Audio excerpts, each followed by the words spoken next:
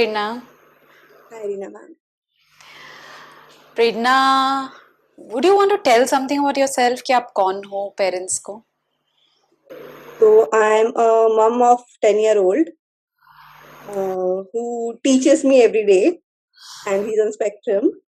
Or so he was diagnosed with autism when he was around 2 years old, and that put me on another journey altogether. So I always say autism also made me an entrepreneur because then I started my own business, and so that's what I am. I'm a homeschooler. I'm homeschooling my child, and I'm on this journey. Great. So thank you Prerna, पहली बात तो अपना time देने के लिए। जब मुझे ना बहुत सारे पेरेंट्स, अब स्कूल स्टार्ट हो रहे हैं ना ऑनलाइन वाले, तो हर एक पेरेंट मुझे पूछ रहा है कि बच्चे को रेगुलर स्कूल में डालूं एंड नहीं कोप कर पाया तो क्या करूं, क्या होगा, लाइक बहुत सारे क्वेश्चंस हैं जो पेरेंट्स पूछ रहे हैं। और ज्यादातर पेरेंट्स ये भी पूछ रहे थे होम स्कूलिंग क्या होता है, तो मैंने बोला प्रेरणा को पूछते हैं। बिकॉज प्रेरणा, याद है वो टाइम था जब हम लोग, आई एम श्योर आप रादर बहुत ढूंढ रहे थे, फिर एक स्कूल मिला, फिर कंटिन्यू हो पाया नहीं हो पाया, तो कैसा था बिगिनिंग का जर्नी और क्या क्या चीजें थी, लाइक कैसे, थोड़ा सा अगर एक आइडिया देना, फिर हम होम स्कूल के बारे में बात करते हैं। हम्म, हम्म। तो जैसे ना प्रोज एंड कॉन्स हर चीज में होता है, वैसे ही स्कूलिंग में भी है। सो प्रोज ये है कि उनको उनका प्योर इंटरेक्शन मिलता है एंड वो सेटअप मिलता है, एक नेचुरल एनवायरनमेंट वगैरह। कॉन्स ये है कि the world is not sensitive enough to our kids. So when Tanav was in Montessori, मैं हमेशा उसी की शैडो रही हूँ बचपन से ही। मतलब मॉन्टेसरी भी मुझे बहुत अच्छा मिला था, जहाँ पे I was a shadow teacher, मतलब मैं साथ में ही जाती थी। And the setup was very nice, the teachers were very nice and they were very understanding. मतलब एक पॉइंट के बाद मुझे बोलते थे कि मैम आप थोड़ी देर बाहर रुकिए, हम बाकी बच्चों को बोलते हैं उससे इंटरेक्ट करने, which was a very, it was a brilliant setup. But that was just till senior KG. तब वो कितने साल का था जब आपने उसको ये वाले सेटअप में डाला? वो कितने साल का था और कितने साल तक वो वहां पर रहा? और उस वक्त एकेडमिक्स में कैसे कोप कर पा रहा था? क्या आपका फोकस था कि वो एकेडमिक्स में बेटर हो या कुछ और फोकस था? मेरा तो आज भी फोकस एकेडमिक्स नहीं है, तो तभी तो बिल्कुल ही नहीं था। एंड जब मैंने जब 2 साल का था ना, तब यूजुअली हम प्ले ग्रुप में डालते हैं।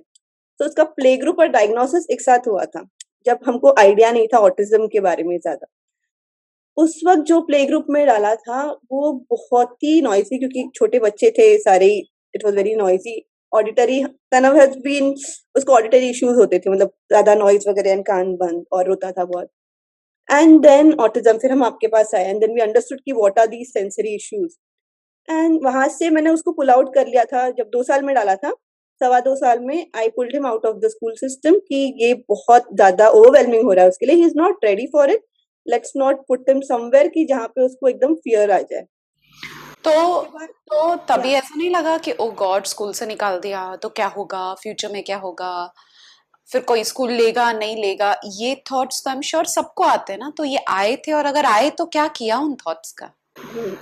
सो उस वक्त पता नहीं, शायद इतना नहीं लगा मुझे। एंड हाँ, थोड़ा लगता था कि अरे वो बच्चा जा रहा है स्कूल में, वो बच्चा जा रहा है। मेरा उतना ही था कि is he, am I making him miss out on something. But जैसे as we started doing OT more and more, and I will always give credit to the OT and SI that we did with you, कि उससे इतना, मतलब मैं तो नए parents को बोलूंगी स्कूल नहीं हुआ तो चलेगा, OT इज नेसेसरी, मतलब उसके लिए दूसरा ऑप्शन नहीं है। सो जितना हम करते गए, और फिर मेरे थेरेपिस्ट भी काफी, मतलब जो थे सारे बहुत ही अच्छे थे, they used to guide me and all. तो उनसे इतनी चीज तो समझ आई कि right now his need is interaction and communication rather than academics. And Tanav का उतना मेरे को टेंशन नहीं था, because Tanav is a hyperlexic kind of a kid. मतलब 1 1.5 साल में ही वो पढ़ने लग गया था। So ABCD and numbers, colours, ये सब चीजें। And I think our kids are visual learners. So ये बेसिक चीजें तो हम घर पे भी करते ही हैं, तो बचपन से करते ही आए हैं। तो he used to pick it up. तो मुझे लगता था एकेडमिक्स हो जाएगा, कर लेगा, लेट फोकस कि वो इंटरैक्ट कर रहा है क्या उसके, अगर खुद के दुनिया में रह के हम एबीसीडी कर रहे हैं, that is not helpful. If it is interactive, हम पोएम्स बोल रहे और उस वक्त फिर कैसे करते थे, जैसे मेरे को थेरेपिस्ट ने बताया था कि एक पोएम की लाइन ट्विंकल ट्विंकल लिटिल, रुक जाओ, और फिर तनो रिस्पॉन्स दे रहा है क्या, तो that was more important rather than learning. तो आई वाज लाइक कि ठीक है. और फिर आई थिंक 4 साल में मैंने उसको मॉन्टेसरी में डाला था. तो 2 साल हमने कोई स्कूलिंग नहीं किया इनिशियली, 4 साल में हम मॉन्टेसरी गए एंड वो 2 साल कंटिन्यू हुआ. उसके बाद जब फर्स्ट स्टैंडर्ड के लिए मैं स्कूल्स देखने लगी, तो आई फेल्ट एक एकेडमिक प्रेशर बहुत था, दूसरा schools are not equipped, so they were not equipped to meet the needs of our kids. तो जैसे ना प्रेरणा, जैसे आप बोल रहे हो कि schools are not equipped to meet our kids, ज्यादातर पेरेंट्स ऐसे करते हैं कि ओ मेरे बच्चे को स्कूल ले नहीं रहा है, बट जैसे see this is a reframe कि स्कूल्स इक्विप नहीं है इसलिए वो मना कर रहे हैं, क्योंकि उनको भी पता है कि शायद आपका बच्चा, शायद वो सपोर्ट ना दे पाए जो आपके बच्चे को जरूरत है. So this is a very important distinction जो आप कह रहे हैं कि schools were not equipped, and एक स्कूल जो इक्विप नहीं है वो ये भी बोले कि हमसे नहीं होगा, वो भी बहुत बड़ी बात है. और शुरुआत में ही अगर कोई स्कूल ना बोल रहा है, it is good, it's a blessing, rather than के ले लिया और फिर पूरे साल पेरेंट भी बेचारे परेशान, बच्चा भी परेशान, और कुछ भी अचीव नहीं हो रहा है. So I loved, I am interrupting, but मुझे ये पॉइंट रियली एम्फसाइज करना था. because I see many of my friends जिनके बच्चे जा रहे हैं. See, I understand every parent का journey अलग है. हर parent tries to do what is best for their kid. So schooling is good if the schools are like equipped, as I said. But मैं देखती हूँ कि मेरे बहुत सारे friends हैं जैसे ना बच्चे को भेजते हैं, फिर उनका एंजाइटी लेवल इतना बढ़ता है, अरे बाबा रे अभी स्कूल से फोन आएगा, या किसी और चीज के लिए भी फोन आए तो उनका लिटरली बीपी शूट हो जाता है कि स्कूल से कुछ हुआ तो नहीं, कुछ किया तो नहीं. तो these are the things. और पता है क्या होता है प्रेरणा, मतलब मुझे ऐसे लगता है कि हम स्कूल भेज रहे हैं ताकि बच्चा स्किल सीखे, लेकिन यहाँ पर हमारा एजेंडा ही बदल जाता है. हम लोग का बस, मतलब हम भूल ही जाते हैं कि हमने स्कूल बच्चे को सीखने के लिए भेजा है, बट ओ गॉड बिहेवियर आ रहा है, ओ गॉड ये आ रहा है. सो दैट्स वेरी गुड, मतलब जो आप कह रहे हो. And again yes, as you said कि हर एक पेरेंट अलग है, हर एक पेरेंट का अपने बच्चे से एक्सपेक्टेशन अलग है. लेकिन फिर आपने क्या किया जब ये सब नहीं हो पाया? आप कितनी देर, क्या ऐसा नहीं लगा ओ गॉड स्कूल इक्विप नहीं है, बट मेरा बच्चा कहाँ जाएगा, क्या होगा? और ये कब तक चला, कितना महीने तक आपने स्कूल फाइंडिंग, स्कूल हंटिंग में टाइम बिताया? नॉट मच, ऑलमोस्ट 1 महीना होगा, नॉट मच. सो मेरा पर्सनालिटी भी ऐसा है ना कि मैं आई बिलीव कि जो होता है वो अच्छे के लिए होता है.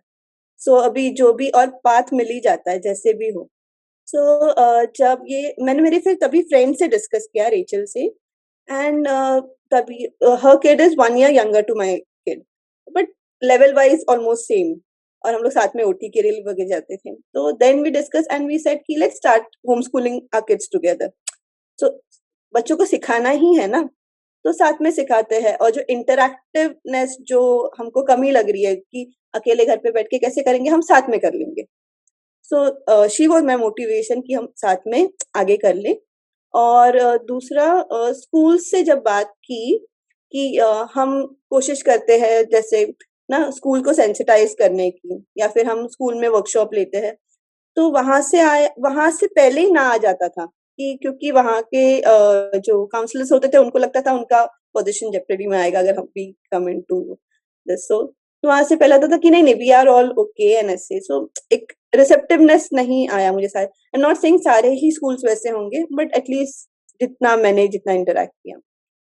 सो और या so that is how I started my home schooling journey. तो होम स्कूलिंग में ऐसे थॉट्स नहीं आए कि क्या करते हैं होम स्कूलिंग में, अरे क्या सिखाएंगे? अरे लेकिन अगर होम स्कूलिंग किया, कल को बच्चा रेडी हुआ तो नॉर्मल स्कूल में जा पाएगा, नहीं जा पाएगा? कैसे करेंगे, क्या सिखाएंगे, क्या वो हेल्पफुल होगा, नहीं हेल्पफुल होगा? क्या ये डाउट्स नहीं आए, क्या ये? आए या सो ये थॉट था कि हम अपने बच्चों तो शुरू जब किया होम स्कूलिंग, तो ये थॉट प्रोसेस से किया कि 1-2 साल हम अपने बच्चों को रेडी करते हैं for school, and then we can see for school options, और तभी थोड़ा रिसर्च भी किया.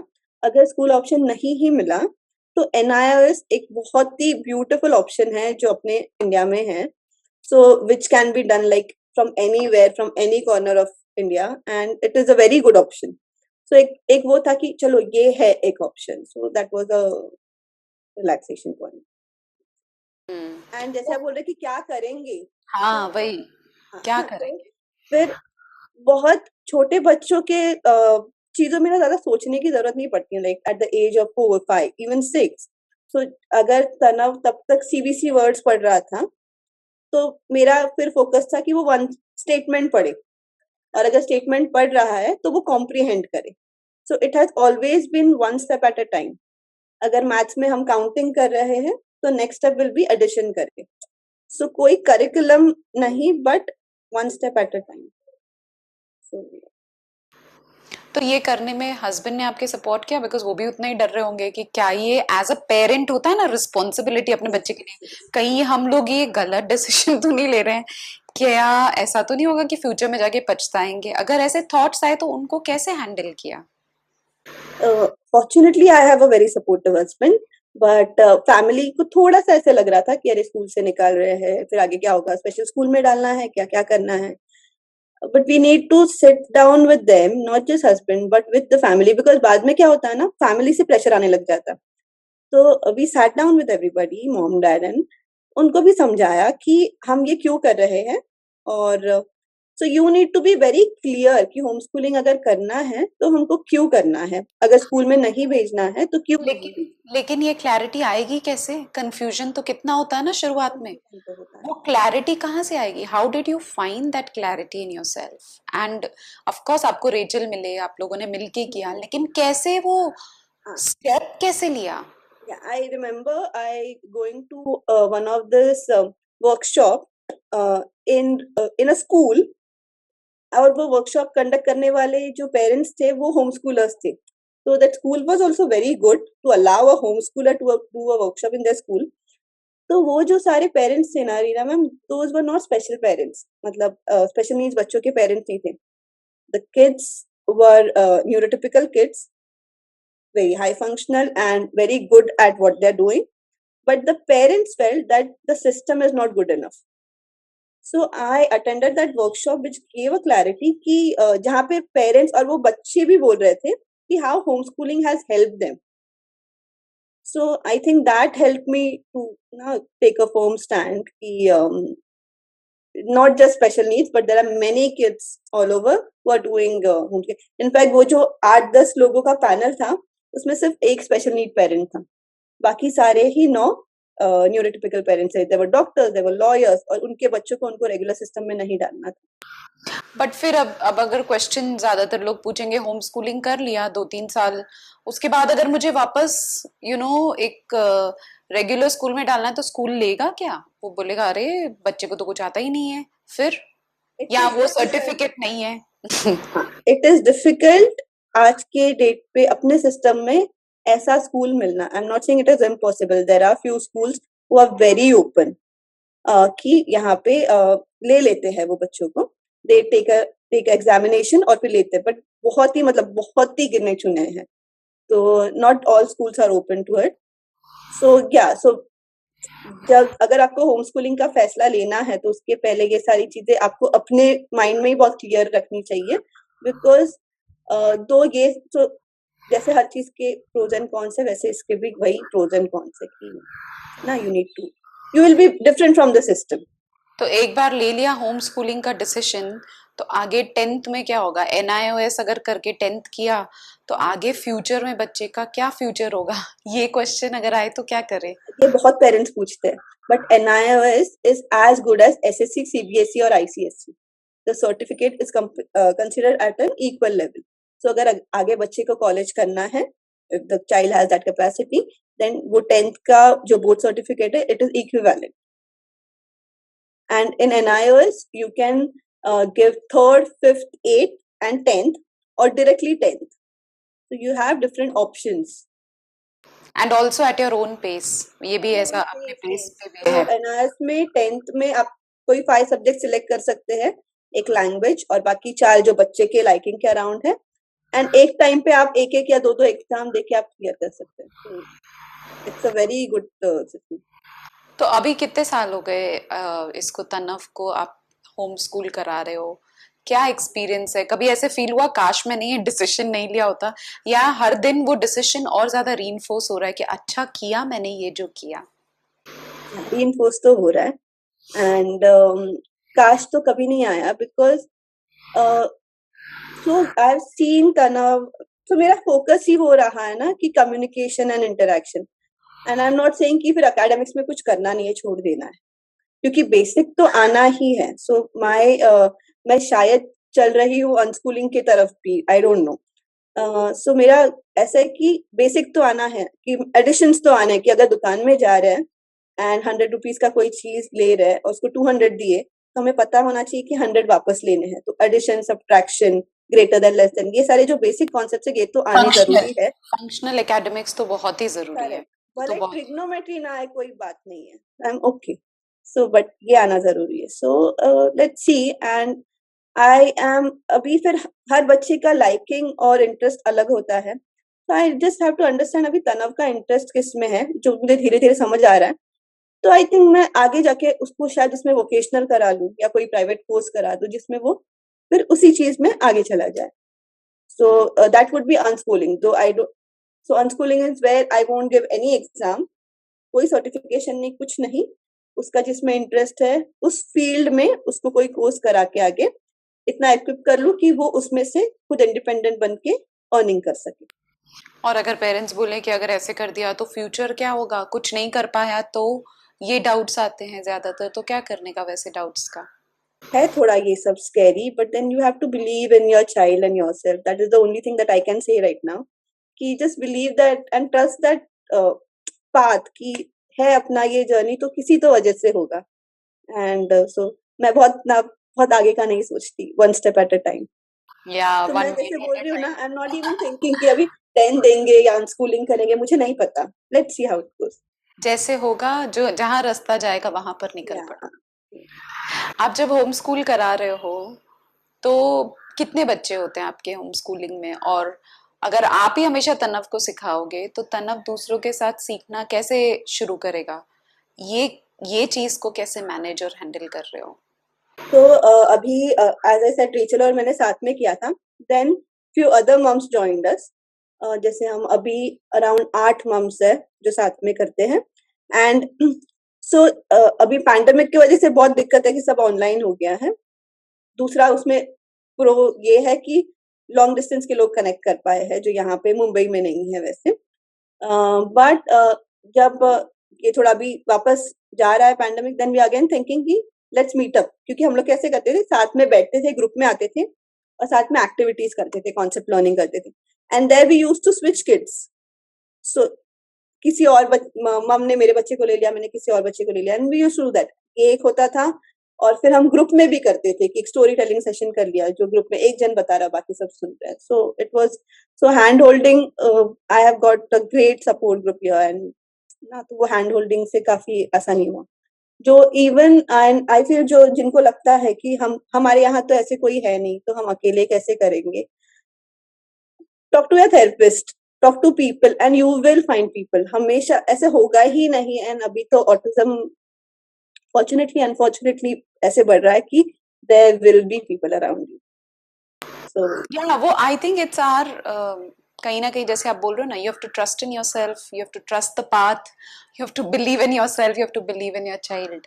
तो जब अगर ये बिलीव से मैं आगे बढ़ूंगी तो मिल ही जाएंगे लोग, है ना कि नहीं? ऑल्सो वो डिफरेंस। जो हमारा जो वर्कशॉप अटेंड किया था हमने, तो वहां से और एक आइडिया मिला जो हम अभी भी करते हैं, कि जो सोशल इंटरेक्शन चाहिए। अगर अपने अपने ही बच्चे तो वो इंटरेक्ट भी नहीं करेंगे तो फिर कैसे होगा। वैसे देखा जाए तो स्कूल में भी आप भेजो तो it's all quiet, sit quietly, there is not much interaction other than the recess.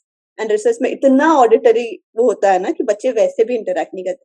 तो what other thing parents can do and we also are doing is, we send our kids for individual classes of different things। जैसे music class कर दिया, drama class कर दिया। सो वहां पे 1 घंटे के लिए बच्चे जाएंगे। एंड अभी भी मैं शैडो ही करती हूँ तनव को, I go along with him. And वहां पर then kids do interact with teacher, क्योंकि छोटा सा ग्रुप होता है वो 10-15 बच्चों का, and teachers are also sensitive, और फिर वहां पे they make sure that the kids interact with each other. तो ये सब भी ऑप्शन है जो आप कर सकते हैं। रिवर्स इंक्लूजन जिसको बोलते हैं ना, मतलब उल्टा उस तरीके से। मुझे याद है आप लोग नेशनल पार्क जाते थे और वो बटरफ्लाई वगैरह में जाते थे, वो भी कुछ करते थे ना आप लोग जब ये पैंडेमिक वैंडेमिक नहीं आया था। हाँ, do you want to tell more about आप वो क्या करते थे?